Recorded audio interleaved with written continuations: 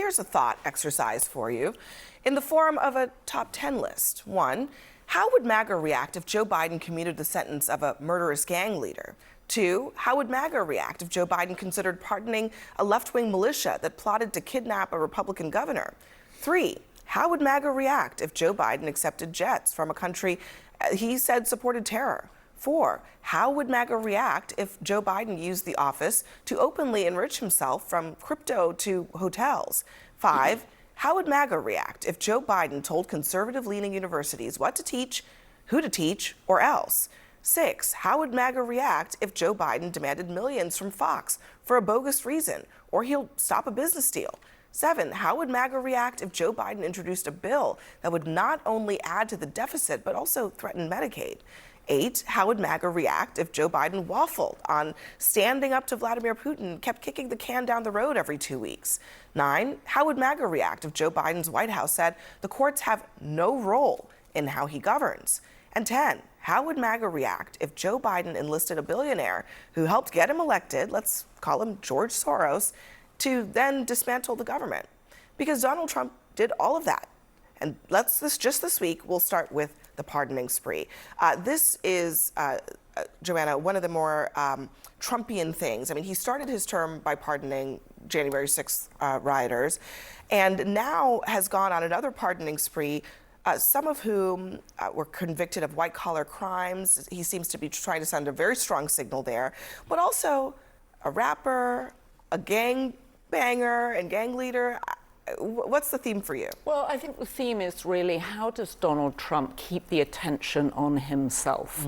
I mean, we had a great podcast at the Daily Beast this week with the author Michael Wolff, who says that Trump wakes up every morning and his only question is, how do I get attention today? So in the high-low of it all, he's got a new rival/enemy in Harvard, and now he's pardoning reality television people who were charged with fraud. So he's got the high coverage, media coverage, attention. Now he's got the low coverage. He's on high-end news shows like this one, and then he's on ET and Access Hollywood for the Chrisleys, right? So what he wants is attention. He'll do anything to get it.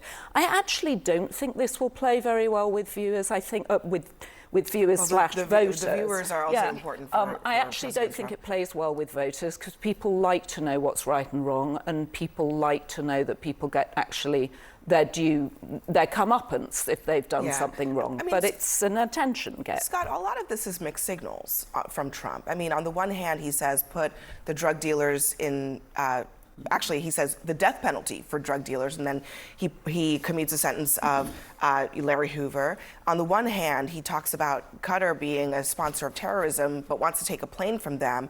I guess maybe this is very Trumpian in the sense that it almost is like, are there principles at play here at all? Well, I think every situation has its own individual details, and you could probably quibble over on the pardon some of them. I think some of them are actually defensible, including Congressman Michael Grimm of New York, who suffered paralysis after he had already served his time. So, some of these were not all that different than what you might see another president do. The only difference was he's doing it early in his term. I mean, most presidents do these things on the way out the door, or maybe while they're on their way up to the Capitol to see the next president being sworn in. And so I think with Trump, when things get brought to his attention, he just does them. He makes decisions. He's decisive. He puts it out there and then lets the chips fall where they may. Qatar, look, we're in bed with these guys whether we like it or not. They do things we don't like. They do things we wish they wouldn't do. But we're in bed with them on military stuff, whether we like it or not, and national security stuff. So, there are reasons to deal with them beyond just this plane issue, because they're obviously been a supporter of our military base there, and they buy military equipment from us. And Carrie, believe it or not, Trump on Friday was asked about Diddy. Yes, of all things. Okay, so let's just play it if you haven't seen this. I haven't seen him. I haven't spoken to him in years.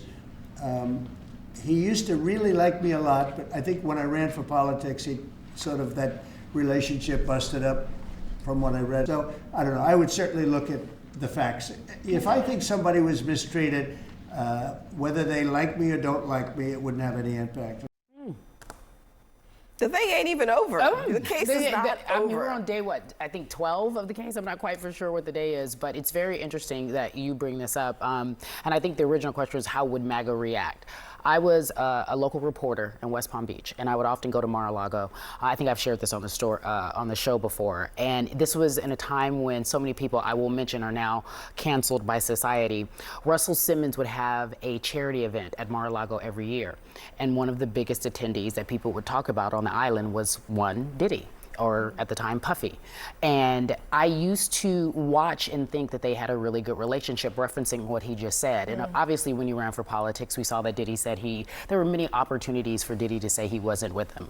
But for Trump to even consider pardoning him, to me, is on a level of which that is so horribly, and we don't even know if he's gonna be honestly convicted, but it would be extremely devastating, not only just to people who have decided to pledge their support against domestic violence and abuse, but the fact that we know that Sean Combs has done so many things visually, how he has treated people, and this is coming from someone who was a fan of him, really disturbs me. Yeah, even putting aside the charges against him, I mean, I don't know, maybe, I don't want to give Trump too much credit, but like, does he even know what's going on? Yeah. Honestly, seeing that clip gave me PTSD of, I want to say, sometime spring of 2020, he was asked about Ghislaine Maxwell, and he said, I wish her well, something along those lines. Yeah. Very similar vibes. Very similar vibes.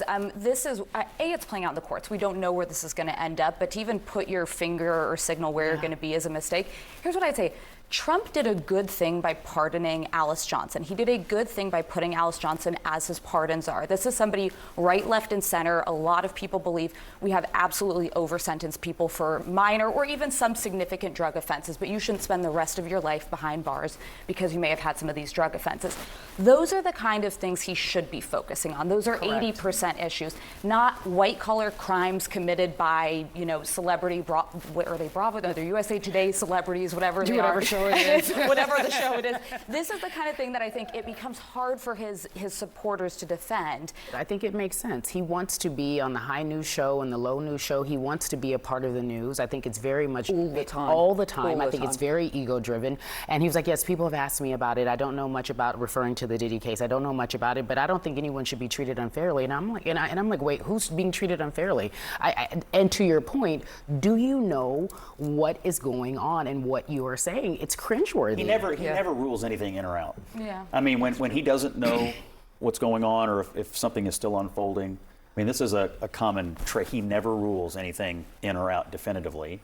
And I wouldn't expect him to, and I also wouldn't expect him to be sitting around watching this trial all day. I'm sorry, but I would expect him to know, Why? And to rule out getting involved in the Diddy case, regardless of the outcome. To be honest, that is a rule. That is a thing that can knowing be him, ruled I'm not out. sure. I think he's briefed on it. Like, I think he knows Puff Daddy and knows that he was kind of an icon in like the 90s and early 2000s. Which is his era. Yeah, I'm not sure that he's era. actually up to date on the fact that he is like, nobody wants to own him, and he is somebody that most people are hoping gets justice. And also, he's never going to have gone to one of those freak-offs because he's a germaphobe, right? So I don't think he would like all that lube and baby oil around. I do think Early that on a Saturday with some of this stuff, I mean, Trump, it's the Fifth Avenue thing. I mean, he was basically like, I can do what I want. Whatever. On all of these topics. I'm the boss. And he is doing what he wants because essentially and no one is truthfully, saying it turns anything out about it. He's right, Yeah. right? He's absolutely right. He can do People are whatever he letting him wants get away with it. so Yeah, many it's things. kind of interesting. And when he Yeah. says these things, when he puts this in the atmosphere, in the zeitgeist, if you will, people are like, okay, Diddy's getting out. The rumor mill starts to churn, and people are thinking, okay, well, will that happen? Obviously, that's all